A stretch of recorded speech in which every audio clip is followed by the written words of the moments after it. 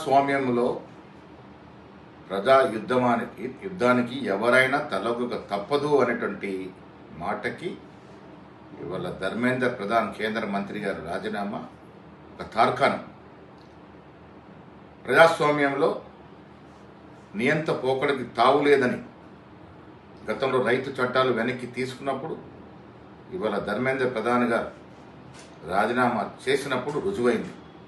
ఇది నైతికంగా ఈ దేశంలో ఉన్నటువంటి విద్యార్థి లోకం యొక్క విజయం.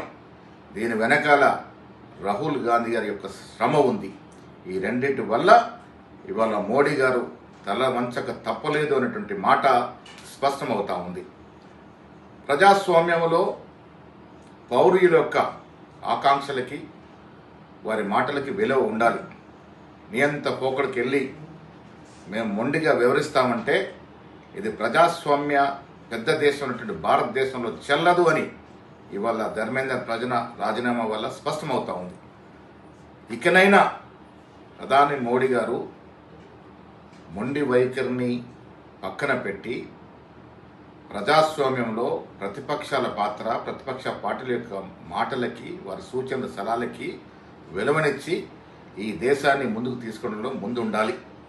ఇవాళ నీటి విషయంలో జరిగినటువంటి అవకతవకలు, లాఠీ చార్జు, బాష్పోయేవు, విద్యార్థులు విచక్షణారహితంగా కొట్టిన తీరు ఇలా ఈ దేశం కాకుండా ప్రపంచ దేశాల్లో గరిస్తూ ఉన్నాయి. ఇక ముందు ఇలాంటి లీకేజ్ జరగకుండా సమగ్రమైన చట్టం తీసుకురావాల్సిన అవసరం ఉంది. పార్లమెంట్లో రాహుల్ గాంధీ గారు కోరిన విధంగా, ఖర్గే గారు సూచించిన విధంగా సమగ్ర చర్చ జరగాలి, సమగ్ర చట్టము రావాలి. చనిపోయినటువంటి విద్యార్థులు వారి కుటుంబాలని ఆదుకోవాలి.